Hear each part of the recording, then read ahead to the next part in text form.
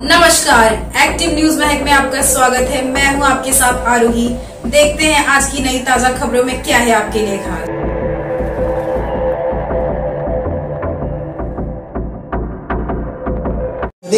फक्त तोंडाच्या वाफा घालवणारी ही सगळी जी मंडळी आहे यांनी प्रत्यक्षपणे या सगळ्या विषयाला हा डंपिंगचा प्रश्न हा सुद्धा सोडवणार कोण आहे तर राज्यातलं असणारं शिंदे फडणवीस यांचंच सरकार करणार आहे, महायुतीचंच सरकार करणार आहे, हे आपण सर्वांनी लक्षात घेतलं पाहिजे। त्यामुळे या एक नाही अशा अनेक गोष्टी की ज्या सर्व विषयाला एक वेगळ्या पद्धतीने आपण सर्वांनी लक्षात घेतलं पाहिजे।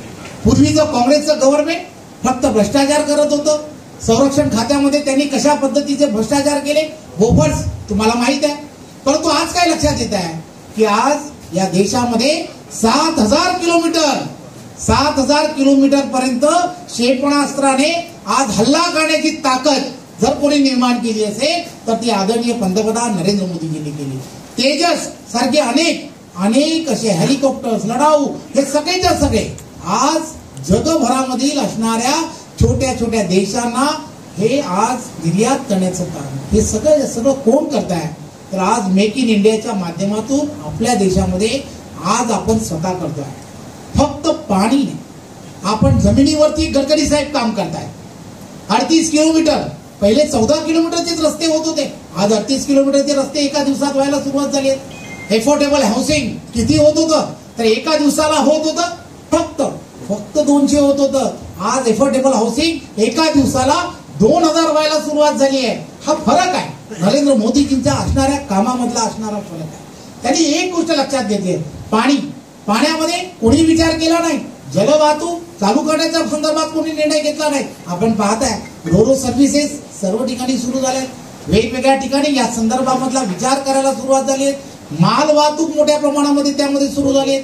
आपण एक गोष्ट लक्षात घ्या, रेल्वेचं जाळं सुद्धा एक वेगळ्या पद्धतीने पसरवण्याचं काम हे आदरणीय पंतप्रधान नरेंद्र मोदीजींच्या नेतृत्वात होत आहे।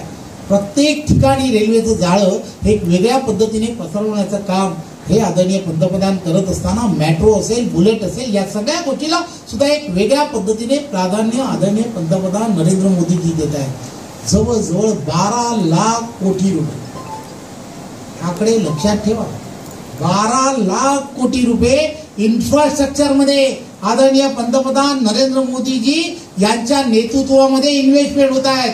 हा फरक जो आहे, पूर्वी किती होता तर पूर्वी 1 लाख कोटी मरत केले जात होते, आज हा जो फरक तुम्हाला दिसतोय हा नरेंद्र मोदीजींमुळे दिसतो।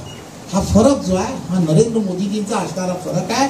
आणि ह्या सगळ्या गोष्टी एक गोष्ट लक्षात घ्या, आमच्या हातामध्ये आज मोबाईल आहे, इंटरनेट तुम्हाला आम्हाला सर्वांना दिसत आहे, 2G 3G 4G 5G। तो राजा तुम्हाला आठवतोय का मला माहित नाही, तो घोटाळा करत होता। या सगळ्या गोष्टी करत असताना त्या राजाला त्या सगळ्या गोष्टी दाखवल्या। 14च्या नंतर आज इंटरनेटमध्ये घोटाळा होतोय असं कोण म्हणत नाही। आज तुम्ही आम्ही सर्वजण जे इंटरनेट वापरतोय, जगामधलं सर्वात स्वस्त इंटरनेट हे कोणत्या देशामध्ये दिलं जात आहे तर ते भारतामध्ये दिलं जात आहे, हे आपण सर्वांनी लक्षात घेतलं। पारदर्शकता आणली गेली आहे, मैं कुछ नहीं खाऊंगा और किसी को खाने नहीं दूंगा।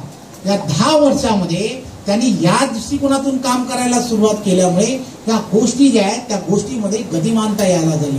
UPI ट्रान्झॅक्शन, बँकांमधलं ट्रान्झॅक्शन, एखादी भाजी घेतली तुम्ही मॅकडॉनल्ड मध्ये, तुमचा मुलगा तुम्हाला असं वाटतंय की एखाद्याला कोणाला तरी काहीतरी मागवायचं आहे, वडापाव तात्कालीन त्या देशात होऊ शकत नाही असं म्हणणारे आज लक्षात घ्या, हे UPIचं ट्रान्झॅक्शन एका सेकंदाला 4830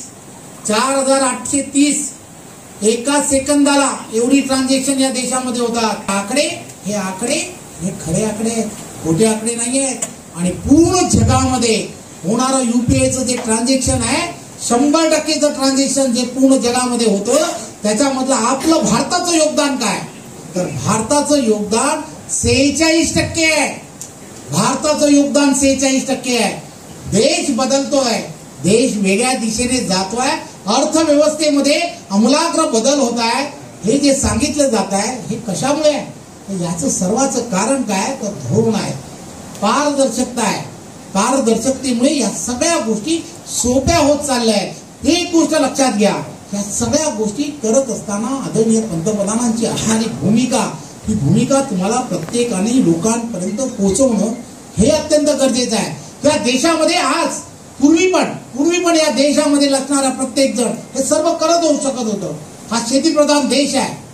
त्या शेतीप्रधान देशामध्ये अन्न पिकतं आहे हे तुम्हाला माहिती आहे, मला माहिती आहे. परंतु आज नरेंद्र मोदीजी असं विचार करताय की या देशातील असणाऱ्या 80 कोटी लोकांना मोफत धान्य द्यावं असा जे जेव्हा